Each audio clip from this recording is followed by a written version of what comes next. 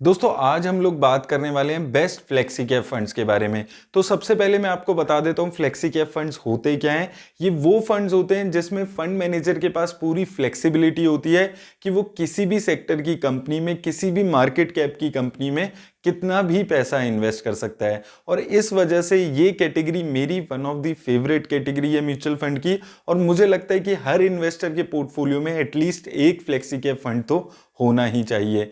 और दोस्तों अगर हम यहाँ पर रिस्क की बात करते हैं तो आप ये समझकर चलिए कि लार्ज कैप फंड में इन्वेस्ट करने में, अगर हम इक्विटी म्यूचुअल फंड की बात करें, सबसे कम रिस्क होता है। उसके बाद रिस्क होता है large and mid cap category में इन्वेस्ट करने का, और उसके बाद आ जाता है आपका फ्लेक्सी कैप कैटेगरी।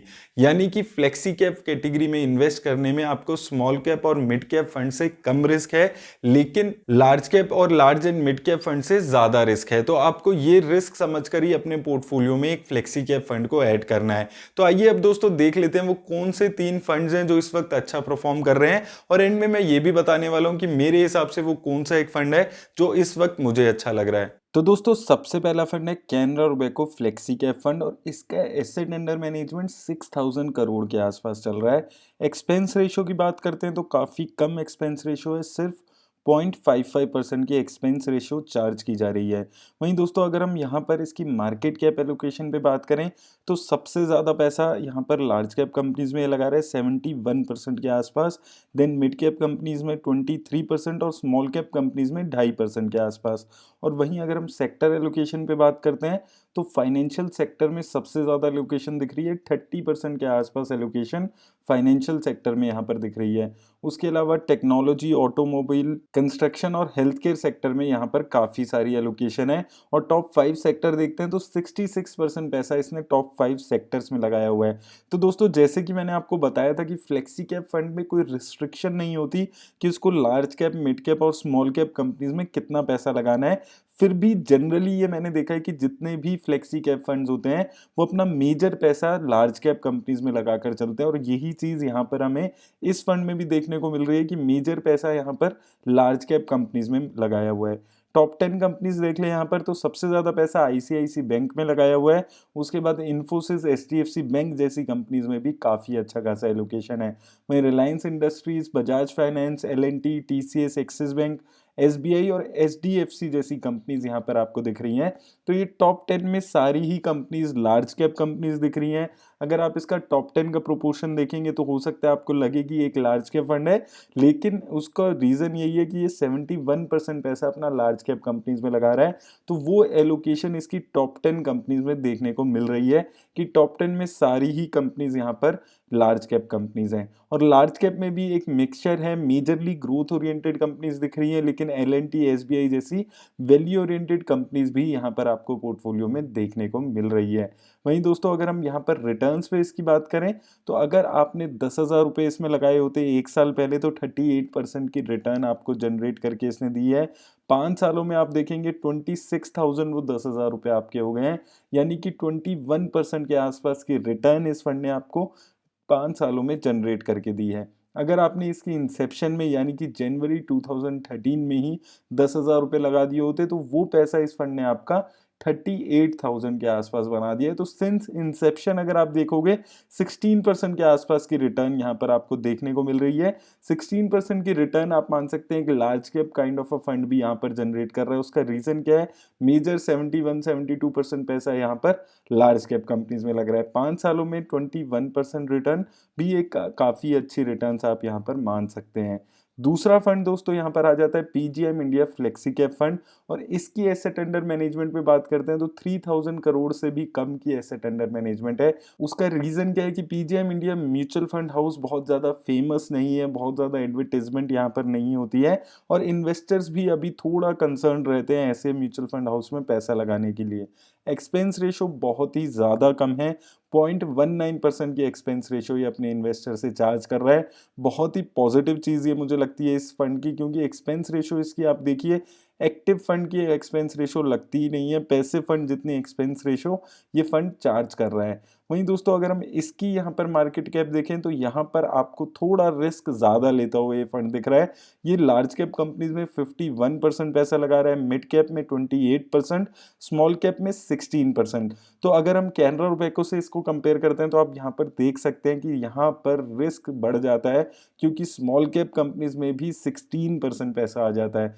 और फाइनेंशियल्स की अगर हम सेक्टर वाइज बात करें तो financial sector 20%, technology sector 16%, construction, engineering, service sector में यहाँ पर मेजर एलोकेशन है। टॉप 5 सेक्टर्स में 70% के आसपास एलोकेशन है। तो ये अगर आप यहाँ पर sector allocation, market cap allocation देखेंगे तो वो इन्वेस्टर्स जो फ्लेक्सी कैप कैटेगरी में कंपैरेटिवली ज्यादा रिस्क लेना चाहते हैं, उन इन्वेस्टर्स के लिए ये फंड बेटर दिखता है, क्योंकि स्मॉल कैप और मिड कैप में ज्यादा एलोकेशन यहाँ पर देखने को मिल रही है। वहीं दोस्तों कंपनीज देख लेते हैं यहाँ पर क्विकली। तो सबसे ज्यादा पैसा इन्फोसिस में लगा हुआ है 6.52%, आईसीआईसी बैंक, एल&टी, एचडीएफसी जैसी कंपनीज दिख रही हैं। उसके अलावा भारतीय Airtel, Gujarat gas, axis bank, Krishna institute of medical sciences और एल&टी इन्फोटेक यहाँ पर दिख रहा है। तो यहाँ पर आपको देखने को मिलेगा कि लार्ज कैप के साथ मिड कैप कंपनीज भी यहाँ पर शामिल हो गई हैं इस फंड में। और वो चीज़ हमने इसकी यहाँ पर एलोकेशन में भी देखी थी कि 28% पैसा मिड कैप में और स्मॉल कैप में भी अच्छा खासा एलोकेशन है। ग्रोथ ओरिएंटेड कंपनीज ही मोस्टली यहाँ पर आपको देखने को मिल रही है। एक दो यहाँ पर वैल्यू ओरिएंटेड कंपनीज भी दिख रही हैं। तो कंपैरेटिवली ज्यादा रिस्की फंड ये हो जाता है अगर आप इसको कैनरा रोबेको से कंपेयर करेंगे। रिटर्न्स पे बात करें, अगर आपने 10,000 रुपए इसमें एक साल पहले लगाए होते तो इसने आपको 52% की रिटर्न जनरेट करके दी है। 10,000 रुपए आपके एक साल में 15,000 के आसपास हो गए हैं। 5 सालों में अगर आप देखेंगे तो वही 10,000 रुपए इसने 29,000 के आसपास बना दिए हैं। 24% की रिटर्न यहाँ पर इसने जनरेट करके दी है। तो यहाँ पर अच्छी रिटर्न्स इसने कैनरा रोबेको से जनरेट करके दी है, क्योंकि ये रिस्क भी ज़्यादा ले रहा है, ज़्यादा पैसा ये आपका मिड कैप और स्मॉल कैप कंपनीज में लगा रहा है। सिंस इंसेप्शन अगर आप देखते हैं मार्च 2015 में ये लॉन्च हुआ था, उसके बाद से अगर आप इसकी देखते हैं रिटर्न तो 3 गुना इसने आपका पैसा कर दिया है। 10,000 लगाए हुए आपके 30,000 इसने कर दिए हैं। 17% की रिटर्न इसने सिंस इंसेप्शन जनरेट की है। तो 5 सालों में काफी अच्छी रिटर्न जनरेट की है इस फंड ने, और उन इन्वेस्टर्स के लिए ये बेटर दिख रहा है जो ज्यादा रिस्क लेना चाहते हैं with in flexi cap category. तीसरा फंड दोस्तों आप सबका, हम सबका फेवरेट फंड है, जो आजकल इन्वेस्टर्स का सबसे फेवरेट फंड बना हुआ है, पराग पारिक फ्लेक्सी कैप फंड। इसका एसेट अंडर मैनेजमेंट 18,000 करोड़ के आसपास है। एक्सपेंस रेशो की बात करते हैं तो 0.83% की एक्सपेंस रेशो है।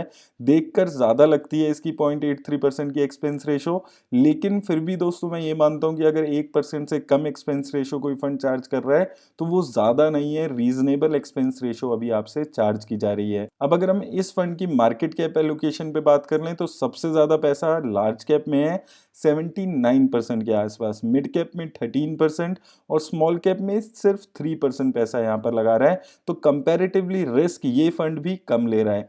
वहीं अगर हम सेक्टर एलोकेशन पे बात कर लें तो सबसे ज़्यादा पैसा टेक्नोलॉजी सेक्टर में है 32% के आसपास, फाइनेंशियल सेक्टर में 25%, सर्विस, ऑटोमोबाइल और कंज्यूमर ड्यूरेबल सेक्टर में भी यहाँ पर आपको अच्छा खासा एलोकेशन देखने को मिल रहा है। तो दोस्तों ये फंड जो है ये टेक्नोलॉजी और फाइनेंशियल सेक्टर में बहुत ज़्यादा पैसा लगाकर चल रहा है। 57-58% पैसा ये सिर्फ इन दो सेक्टर्स में लगा रहा है। और दोस्तों इस फंड की जो एक यूनिक बात है वो ये है कि ये इंडियन इक्विटी के साथ साथ फॉरेन इक्विटी में भी अच्छा खासा एलोकेशन करके चलता है।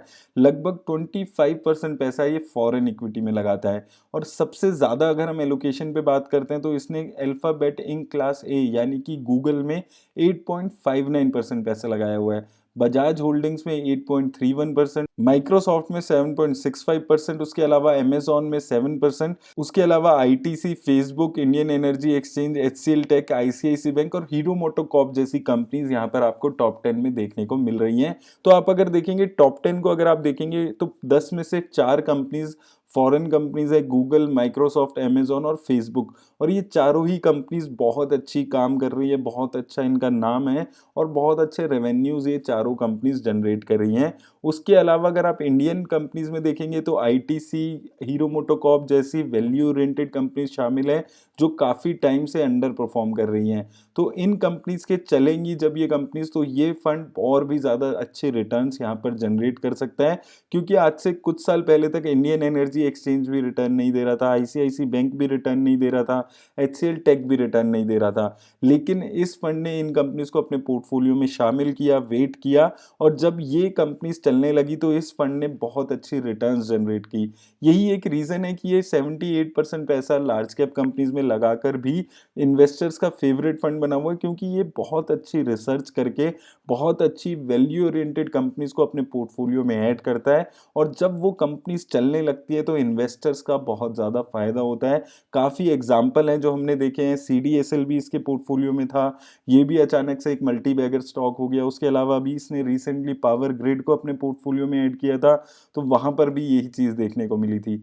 अब दोस्तों अगर हम इसकी रिटर्न पे यहाँ पर बात करें, तो अगर आपने 10,000 रुपये इस फंड में लगाए होते तो एक साल में वो पैसा आपका इसने 15,000 के आसपास बना दिया, यानी कि 52% की रिटर्न। वहीं दोस्तों अगर आपने 5 साल पहले इस फंड में 10,000 रुपये लगाए होते तो 29,000 इस फंड ने आपके 10,000 रुपये बना दिए हैं। और अगर आपने इसकी इंसेप्शन में पैसा लगा दिया होता यानी कि 2013 में, तो वो 10,000 रुपये इस फंड ने आपके 55,000 बना दिए।